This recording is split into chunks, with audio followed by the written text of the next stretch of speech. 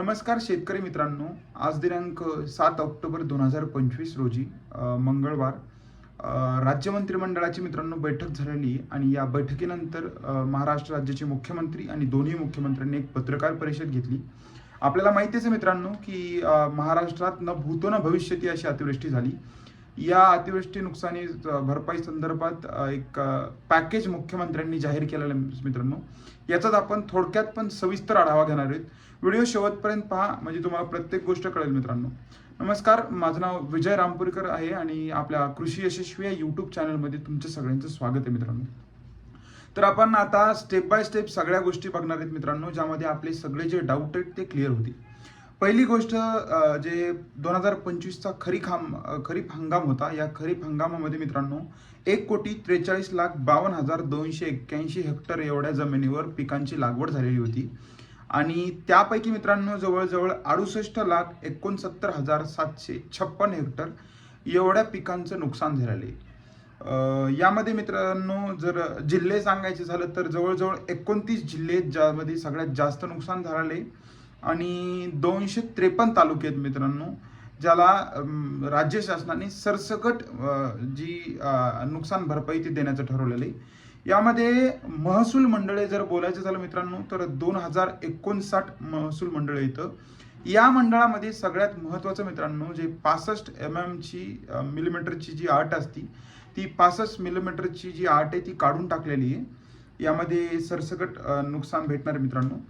आणि आता आपण प्रत्येक गोष्ट बघूयात की म्हणजे खरडून गेलेल्या जमिनी असतील, वाहून गेलेली पिकं असतील, क्रॉप कंपोजिशन किती भेटणार, या सगळ्या गोष्टी आपण स्टेप स्टेप बघूयात. या व्हिडिओ बघितल्यानंतर तुम्हाला सगळे डाऊट क्लिअर होतील मित्रांनो. तर खरडून ज्या जमिनी गेलेल्या आहेत त्या मित्रांनो त्या जमिनीसाठी 47,000 रुपये प्रति हेक्टरी हे राज्य शासन देणार आहे. आणि मुख्यमंत्री देवेंद्र फडणवीसांनी असं सांगितलंय की 3 लाख रुपये जे आहेत ते जमिनीसाठी, खरडून गेलेल्या जमिनीसाठी हे नरेगाच्या माध्यमातून देण्यात येणार आहे. तर नरेगाच्या माध्यमातून म्हणजे आपल्या गाव पातळीवर जे जॉब कार्ड्स असतात किंवा जे ज्यांना रजिस्ट्रेशन केलं आहे त्यांना पैसे भेटणार आणि त्यांच्या थ्रू आपल्या शेतात जवळजवळ 3 लाख रुपयाचं काम करून भेटणार आहे मित्रांनो. आणि सगळ्यात महत्त्वाची गोष्ट मित्रांनो, आपल्याला माहिती आहे की आपल्या राज्यामध्ये बहुतांश विहिरी ज्या होत्या यामध्ये नुसतं पाणी गेलेलं नाही, तर जे गाळ आहे ते पूर्ण गाळ विहिरीत गेला होता आणि या गाळामुळे ह्या ज्या विहिरी आहेत त्या पूर्ण भरल्या होत्या. तर विहिरीसाठी NDRF मध्ये अशी कुठली बाब नाही मित्रांनो, पण सरकारनं 30,000 रुपये प्रति विहीर एवढं अनुदान देण्याचं ठरवलेलं आहे. त्या विहिरीमधून गाळ वगैरे काढण्यासाठी यासाठी 30,000 रुपये दिलेले आहेत हेक्टरी. आता आपण सगळ्यात महत्त्वाची एक गोष्ट बघणार आहेत मित्रांनो, म्हणजे सगळीकडे हीच चर्चा होती आणि आपणही बोलत होतो की NDRFचे जे निकष बदलले होते राज्य शासनानं निवडणूक झाल्यानंतर 3 हेक्टरची मर्यादा 2 हेक्टरवर केली होती. यामध्ये परत राज्य सरकारनं 3 हेक्टरची मर्यादा लावलेली आहे, म्हणजे आता नुकसान भरपाई ही 3 हेक्टरपर्यंत भेटणार आहे. आणि आता आपण एक सगळ्यात महत्त्वाची गोष्ट बघणार आहोत ती म्हणजे आपला विषय जो क्रॉप कंपोजिशन, म्हणजे आपल्याला हेक्टरी मदत किती भेटणार आहे. तर मित्रांनो NDRF मधून आपल्याला पूर्वीप्रमाणे 8,500 रुपये प्रति हेक्टरी भेटणार आहेत जिरायती क्षेत्रासाठी. बागायती क्षेत्रासाठी मित्रांनो जवळजवळ 17,000 रुपये आणि हंगामी जे पीक असतं त्यासाठी 22,000 रुपये, 22,500. तर यामध्ये ही जी टोटल मदत आहे मित्रांनो ही 6,175 कोटी आहे. पण राज्य शासनाने एक सगळ्यात छान निर्णय घेतलेला आहे. यामध्ये 10,000 रुपये प्रति हेक्टरी जी मदत आहे ती एक्स्ट्राची मिळणार आहे. म्हणजे एखादा शेतकरी ज्याचं 1 हेक्टर क्षेत्र आहे तर NDRF थ्रू त्याला 8,500 रुपये भेटतील आणि 10,000 रुपये त्याला राज्य शासनाकडून जे अनुदान आहे ते एक्स्ट्राचं भेटणार आहे. म्हणजे त्याला टोटल जे पैसे आहेत ते हेक्टरी 18,500 रुपये भेटणार आहेत आणि याची मर्यादा ही 3 हेक्टरपर्यंत याची मर्यादा आहे. सो जर टोटल जर आपण बघायला गेलो तर मदत किती भेटणार आहे, मी प्रति हेक्टरी मदत सांगतोय मित्रांनो.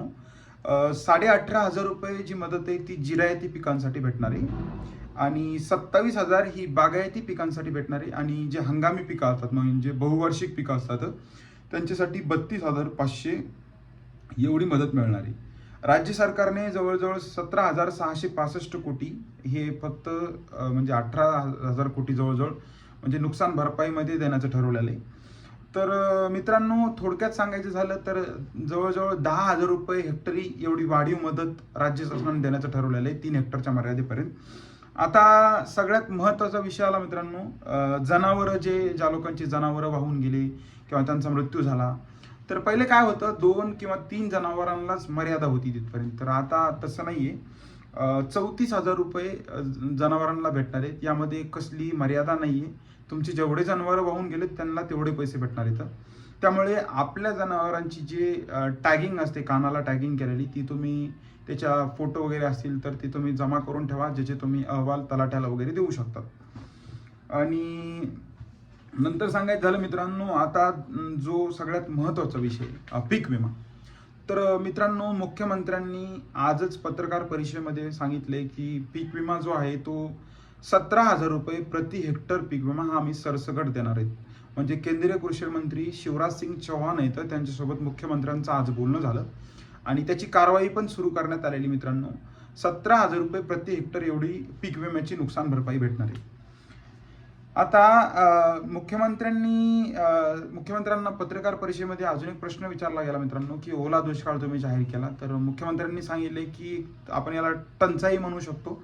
यामध्ये मित्रांनो शैक्षणिक फीस असतील किंवा ओल्या दुष्काळामध्ये जेवढ्या काही सवलती असतील या सगळ्या सवलती भेटणार आहेत.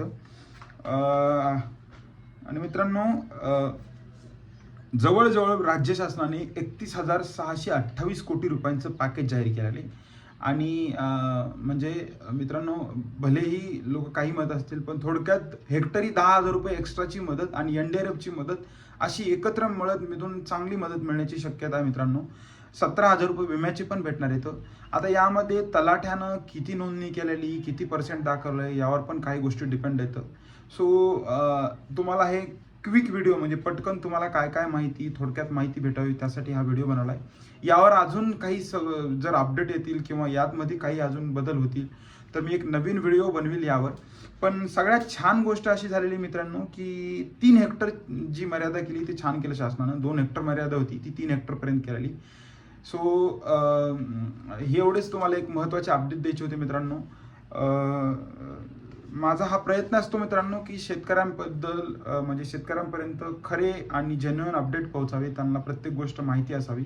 त्यामुळे हा व्हिडिओ बनवलेला आहे. तुमच्या काही तक्रारी असतील किंवा तुम्हाला जर काही समस्या असतील तर तुम्ही या यूट्यूब चॅनल आहे त्याच्या कमेंटमध्ये, व्हिडिओच्या खाली तुम्ही कमेंट लिहू शकतात. त्याला मी रिप्लाय करायचा प्रयत्न करेल. आपल्या चॅनलला मित्रांनो नक्की लाईक करा, तुमच्या मित्रांसोबत शेअर करा आणि या चॅनलला सबस्क्राईब करा मित्रांनो. धन्यवाद.